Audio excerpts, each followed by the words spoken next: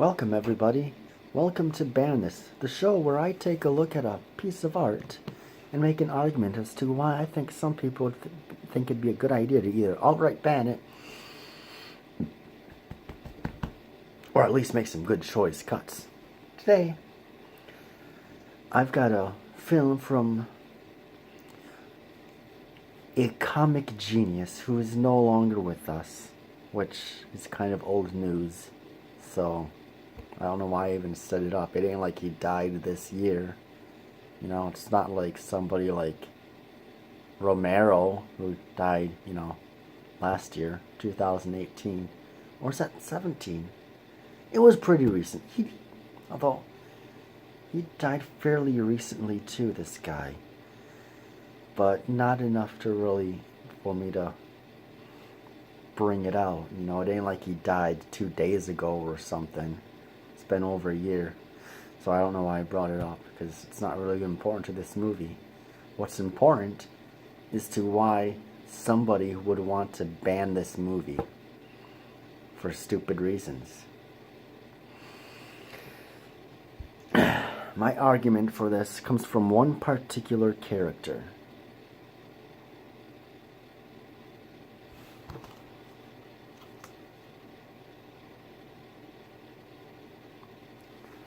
Okay, I'm referring specifically to Sidney Wang. This is an Asian character, but he is played by a white guy. I mean, even in the 1970s when this film was released, there's no excuse for yellowface at all. I mean, there were a few, but even then, they should have been more enlightened. This wasn't like, in the 40s, when the World War was going on and we had to, pump out, what could be used as war propaganda, against the Japanese, and we needed Japanese to be villains, then, just putting a bunch of makeup on a bunch of white guys, to make their Asian villains. This is in the 70s, even then. Yeah, I know. Well, okay, no. Breakfast at Tiffany's was like late 60s, I believe. But it's still close enough to around the same point. But even then, no excuse for it. Just the fact that this uses yellowface in itself is just horrible. Totally racist. Completely, disgustingly racist. Horrible. So, alright. I made an argument. Now, I will have to bring in a little bit of context as to why yellowface is used in this film. All the characters are parodies of classic characters, from mystery novels, from, around, 30s, 40s, and that time frame. So, we got, Marbles, which is, parody of Miss Marple, from Agatha Christie.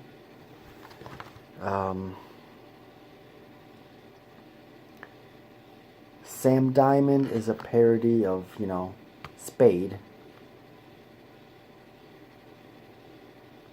Dick and Dora Charleston, The Thin Man. Milo Pierre, Perot. So we have 2 Christie parodies in this movie.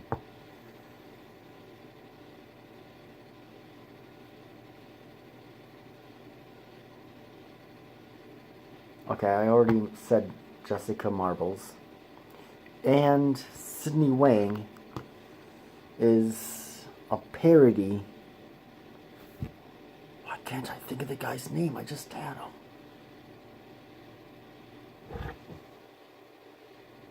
Just slipped my mind.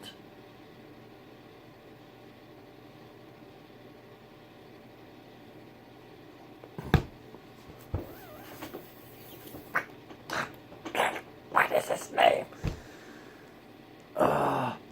Oh, this is gonna bug me.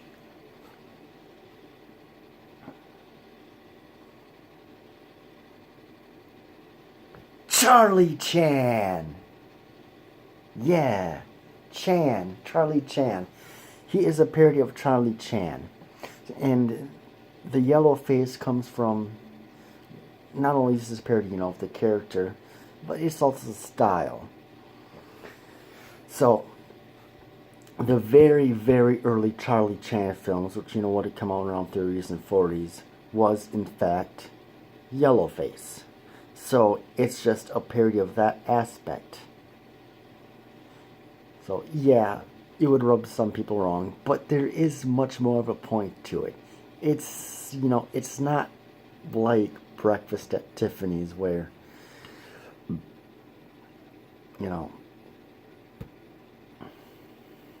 what's his face? I'm doing horrible with names this time.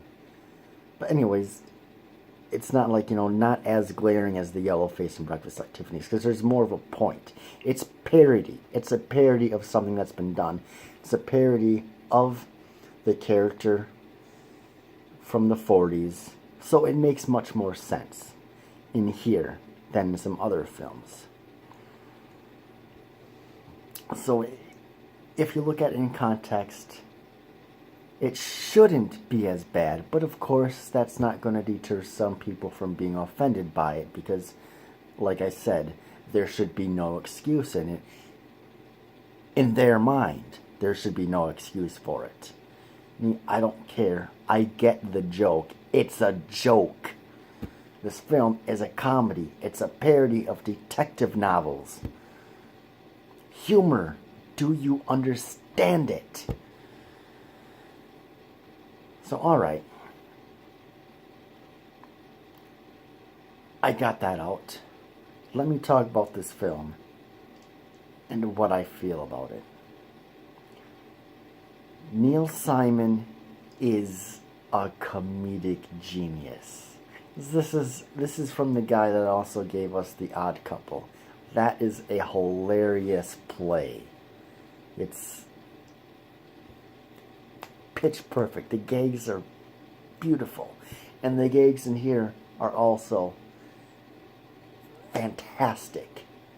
Especially if you do like to read mystery novels, then you'll definitely appreciate it more than somebody who's just might watch them occasionally here and there, or read them, depending on what you prefer to do. So if you like mysteries, then you'll definitely enjoy this film more. As you know, it does all the tropes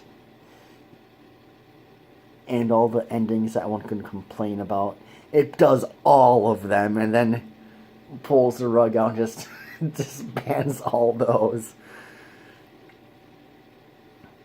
It's, this plot is all the greatest detectives in the world get brought in to one area, and they need to solve a murder that has not yet happened. And shenanigans ensue. Craziness. It's a little bit more risque than some of others Neil's work, like I'm not sure. I'm trying to think of other Neil Simon things I'm familiar with. There's Cheap Detective, his follow-up to this, which is more or less it's a parody of Casablanca and Maltese Falcon. So it's much more of a solid, steady parody than what this is, since this is just taking characters, amping them up, but putting them all in a room.